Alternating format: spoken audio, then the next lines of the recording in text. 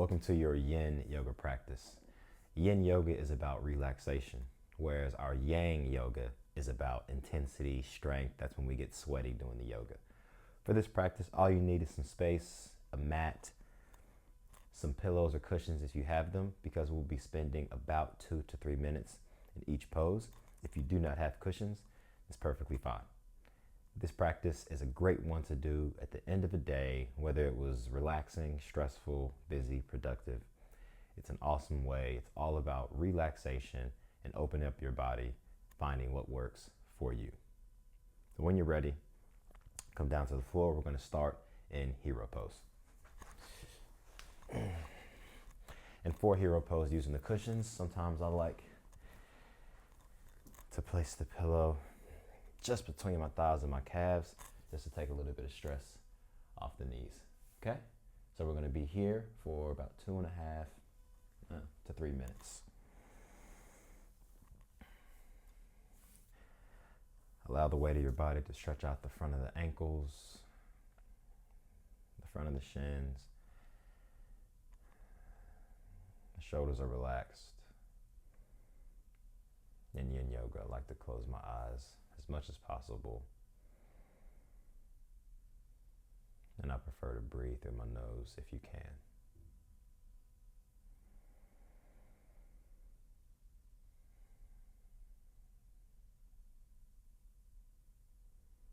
There will be large blocks of silence in this practice. I'm still here with you. Don't worry, I haven't left. But I'd just like you to get to a place of relaxation and a decently meditative state.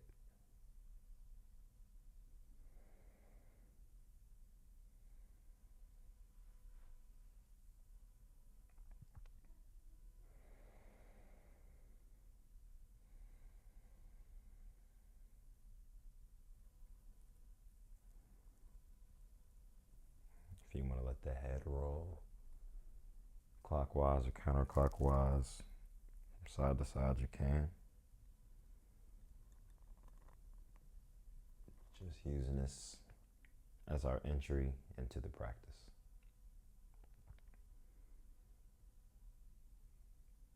And when you think about it, relax the muscles of the legs. It's so easy for us to tense up. We forget to just relax into poses. Muscles of the thigh, the calf, the lower leg.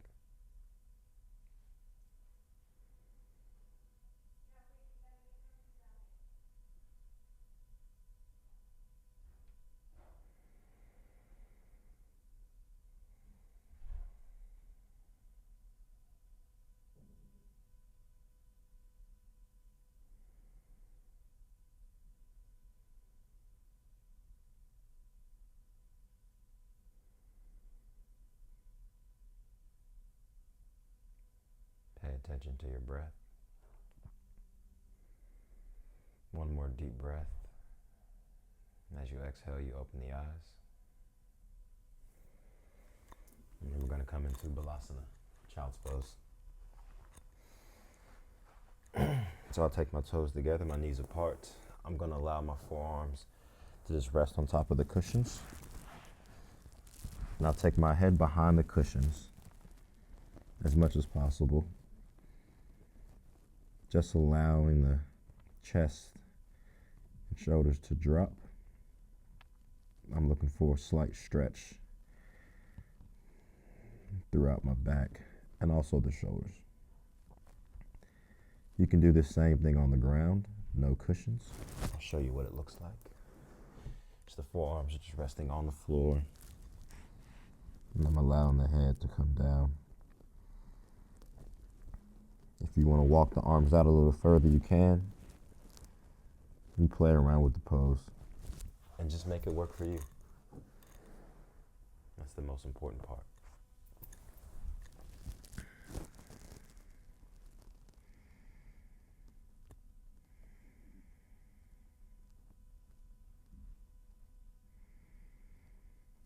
If you want to, you can take the arms behind And allow the head and chest to rest on the cushions.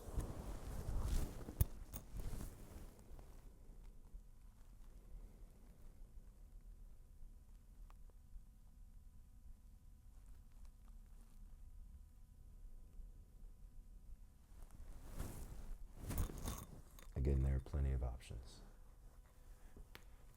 Maybe you're looking for more of a stretch and opening up the lower back.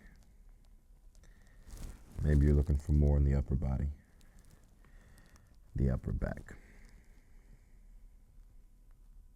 Maybe you want both.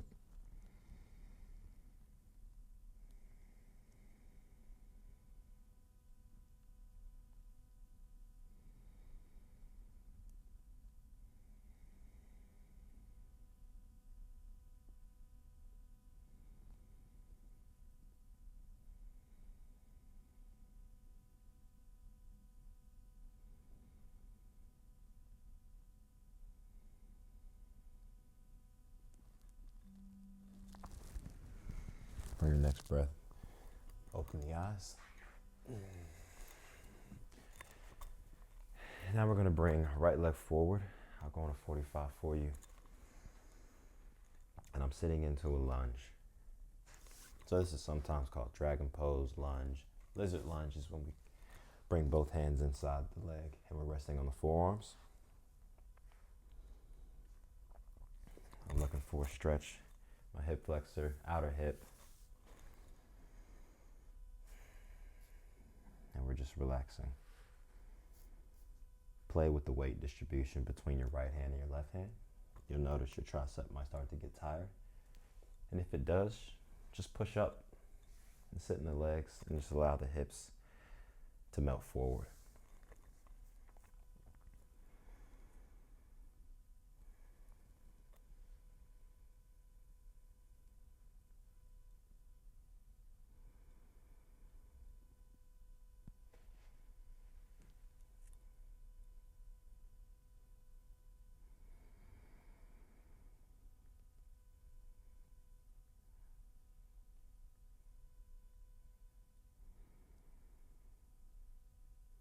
One of the most difficult things about yoga is not wanting to know what's next.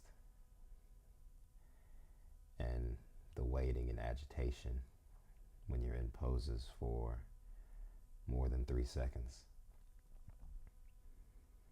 And when I would do yin yoga practices before, when I first started my journey, I constantly be, peeking with one of my eyes, waiting to get to the next pose.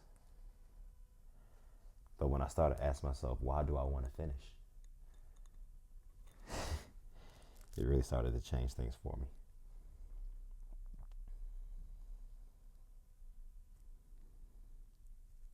A few more deep breaths.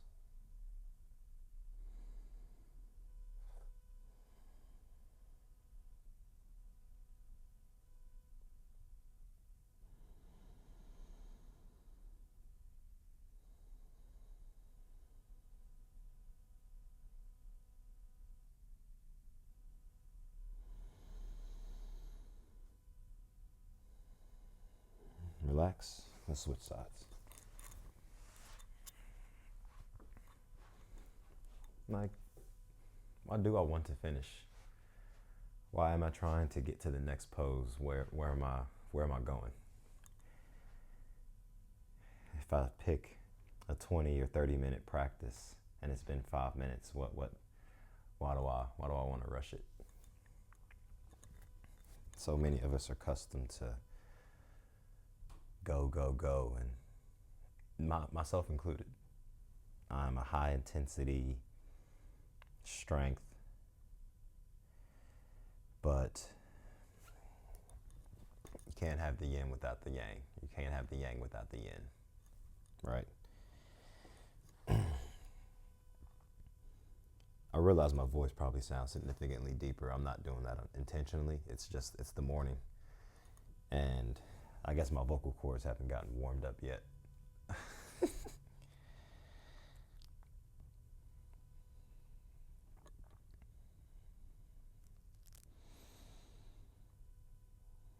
Try not to force anything.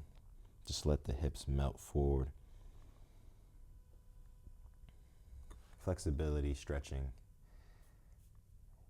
is just about increasing the body's tolerance to the range. So the sensation you feel when you stretch is your body contracting the muscles, ligaments, tendons, and saying, we can't go that far, not yet. But if you stretch regularly, your body will begin to open up. That's why 10 minutes a day is much better than an hour a week, 1 day a week.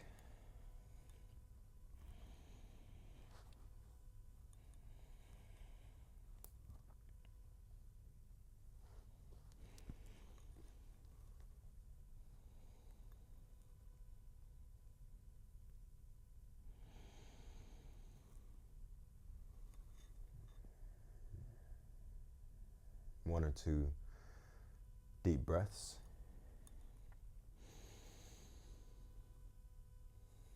In through the nose, out through the nose.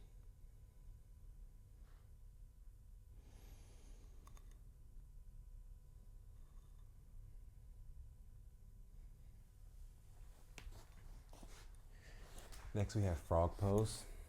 Very important not to force this one. I'm taking my knees out to the side, my feet are apart. So this is for the adductors, muscles of the hip. If I can, I'm trying to get the inside of my ankle on the floor. Okay, so I'm looking for my foot to be flat out here. And I can sit on the forearms, moving my hips back slightly. Just trying to get comfortable here. If you're doing this on the floor, no cushions, you just rest the forearms on the ground. And you can bring the head down as well, depending on how intense you want the stretch to be. And feel free to move the hips forward and backward very slowly. But it would be nice eventually if you got to a position and you just held it, then relax into the stillness.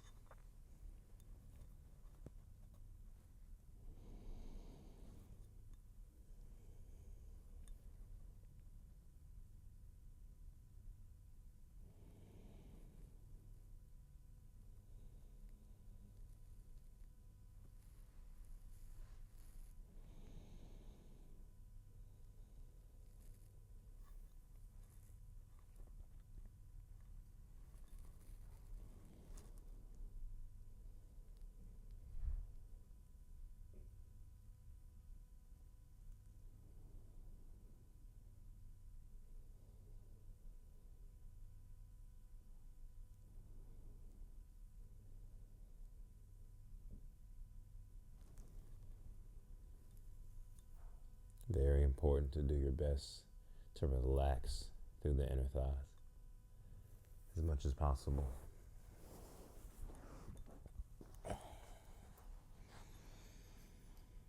I've actually grown to really love this pose.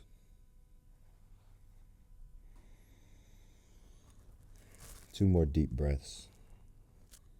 5-second inhale, 5-second hold.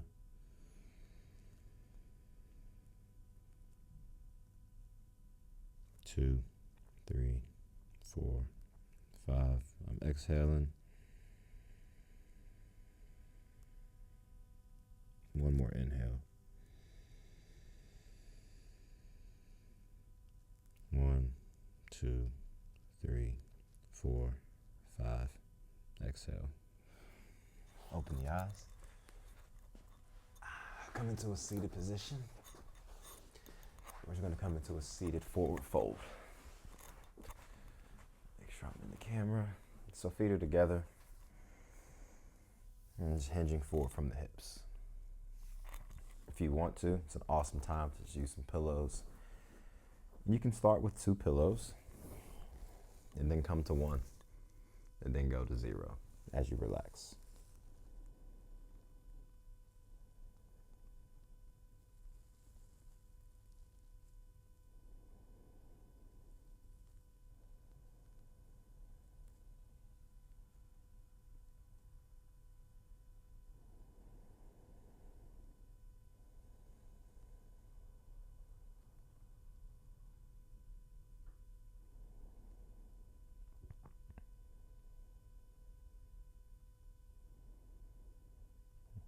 It's actually been a long time since I've done a yin yoga practice. And it's funny, humans, I think Dostoevsky said that he defines humans, or he believes that humans are a creature that can get used to just about anything. It doesn't take long for us to slip in or out of a routine, something we normally do, and slipping out of my yoga practice regularly. When I was doing yoga every day, so I was so good at stillness. I was so good at switching off and being present. It doesn't take long for you to get back to the distracted nature, because that's how our entire worlds are engineered these days, aren't they? Phones, our computers, our emails, TV, advertising, everything. Go, go, go.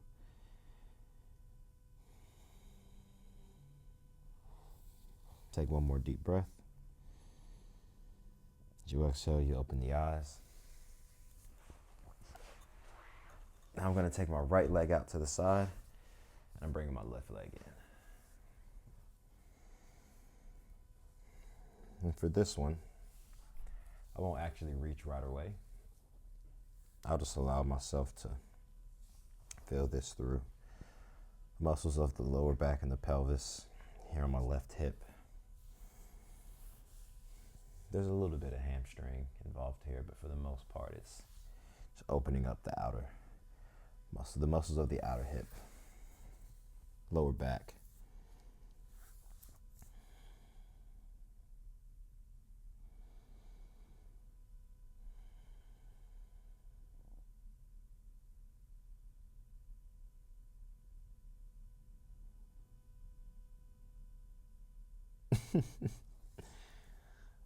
I was just thinking about how I probably sound. I got this like croaky voice. And I was thinking about in high school how when we would talk on the phone to girls, we'd try and make our voices deeper. And you'd answer the phone like, hello.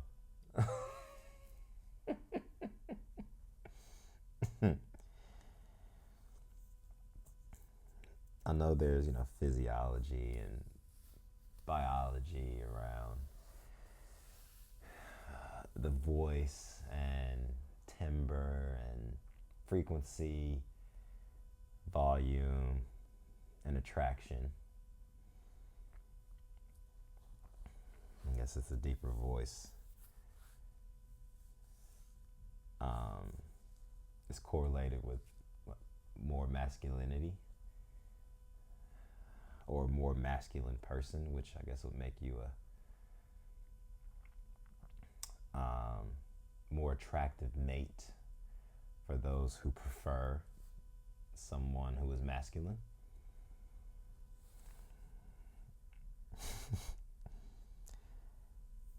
The things we did, the things we do,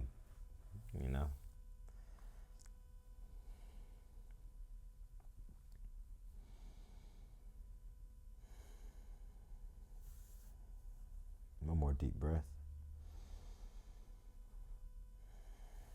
And we'll switch sides. You might start to feel the upper back open up a little bit as well. That's fine. I'm not super concerned with you pushing the chest forward and hinging from the hips, because I want this to be relaxing. Maybe the front leg is bent a little bit.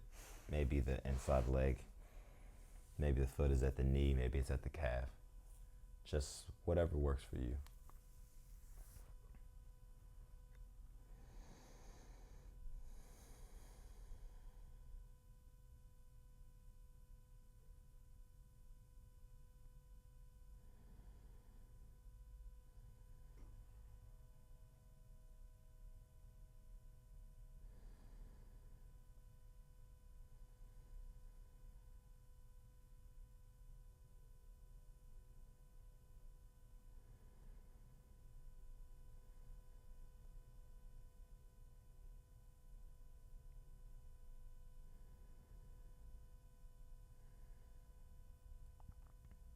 in through the nose, out through the mouth, and really try and avoid the urge to open your eyes. Only when we switch poses.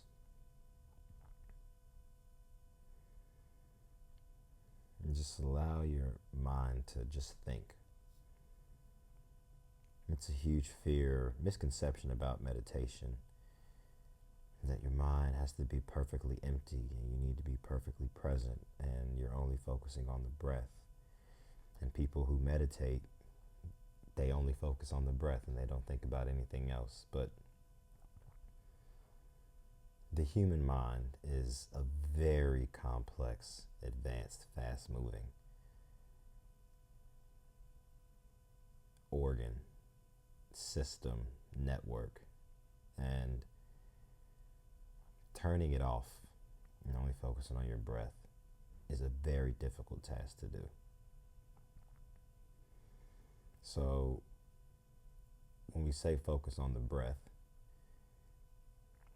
your mind will wander and random thoughts will pop into your head, random emails, interactions. Open your eyes. Now time for my favorite. Wide leg forward fold. Oh, I love this one so much. Take the legs out as wide as you can. I'm gonna just chill out on the pillows here. You close your eyes, you relax.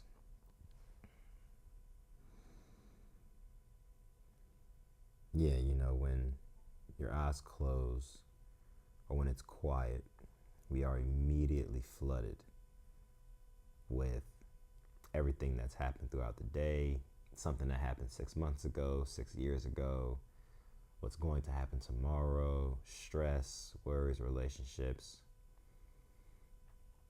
And some people don't want to think about those things. And I understand it.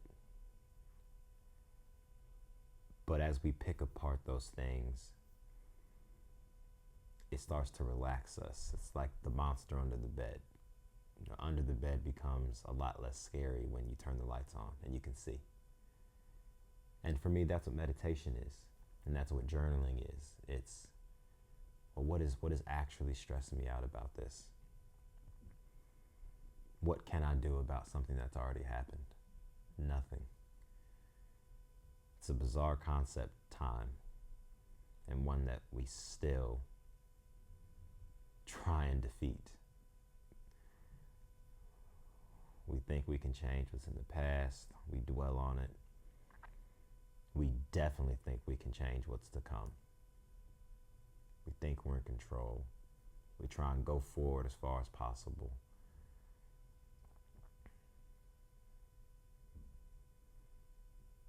But imagine spending, the majority of your life either behind or ahead of where you are. And then one day it's over. And you haven't thought to just look up and to just be. And it's easier said than done. I'm definitely not here to say it's a simple thing to do. That's why enlightenment is so ethereal or esoteric, unattainable, really. Take one more deep breath in through the nose. Out through the nose, open the eyes. One more pose. Coming into butterfly. I'm going to bring the feet together. If you want to let pillows come underneath or cushions come underneath the knees, by all means. And then we're just going to lay back. Let gravity stretch the inner thighs one more time. The arms can be out to the side, or they can just be folded across the stomach, eyes closed. If you prefer to just go into Shavasana with the legs straight, that is also okay.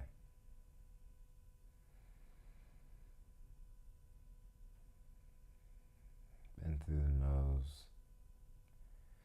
And as you inhale, your stomach should rise, not your chest.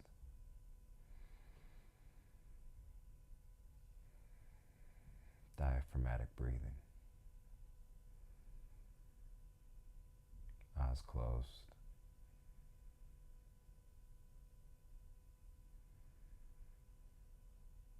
And when you think about it, relax the legs. Just allow them to melt outwards.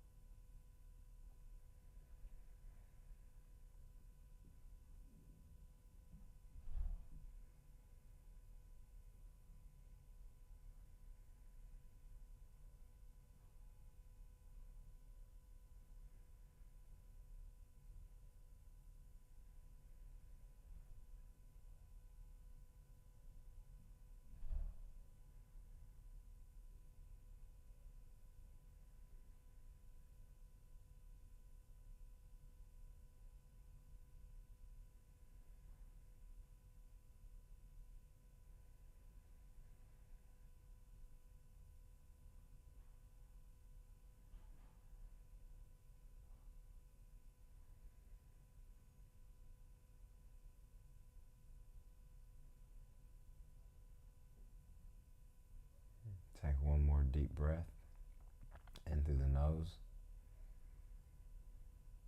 out through the nose. And take another breath, and this time inhale through the nose and big exhale through the mouth. Inhale. Open mouth, exhale.